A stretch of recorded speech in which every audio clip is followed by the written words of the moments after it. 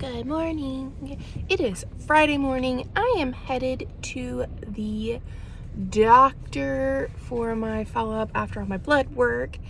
I'm excited for him to see all of my triglycerides, my A1C, all the improvements. I wish I could record his face for you guys. Anyways, I will let you guys know how it goes. Best doctor's appointment I have had to date with almost any doctor, I think. I had almost given up on my doctor in the beginning, but I'm so glad I didn't. These doctors, if you look at it from their perspective, they are burnt out.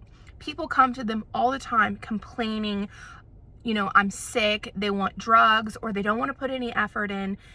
And it's not okaying it, but looking at it from a human perspective, we get burnt out. Think about that friend that constantly comes and complains to you. Eventually, and it's about the same thing, eventually you kind of lose compassion. I hate to say this, but it's like either do something about it or don't just complain about it all the time. And I think they get burnt out from that. People just constantly coming, complaining, and doing nothing to change their life.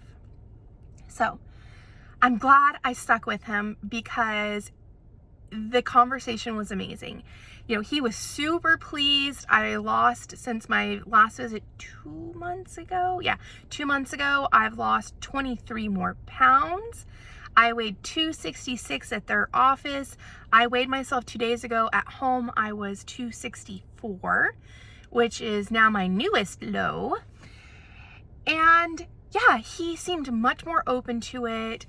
I talked to him kind of about, I was like, things, like the obese people usually don't tell you, but here it is, like digging in the trash can, the psychological components.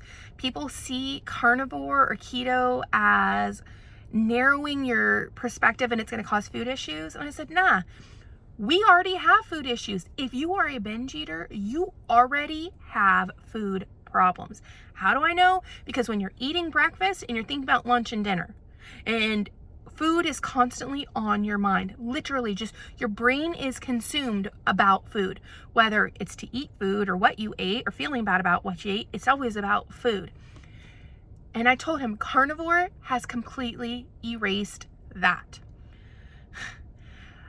It seems contradictory. However, by having a very narrow scope of what I eat, pretty much meat, butter, spices, herbal tea, and coffee, that's all I eat, I don't have to worry about what I'm going to eat. I don't have to plan stuff out other than pulling something out of the freezer. Food is not on my mind until I'm actually hungry. That is the biggest albatross off my neck I could ever express. And he seemed to get it. That, I told him, I was like, I doubt you've ever been obese yourself. I said, I don't know. And he said he hadn't. I was like, it's a completely different mental game. It is not just food in, food out. It's not just the whole calorie in, calorie out crap. There is such a huge psychological reason why we got obese, why we seek food for comfort or emotional support or, whatever the reason the person does.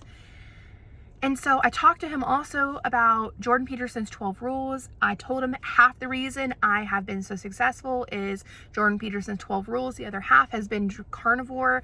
And, I told him, you have to work within the boundaries of your medical group. I understand that. And I said, I'm not suggesting you go out and scream about carnivore at the top of your lungs because he has a family. But I said, even pointing someone to keto, I said, that is a huge improvement for them. Is just going keto. And the thing about keto is naturally they'll eventually run into carnivore doing keto. So, and maybe keto works perfectly for them anyways.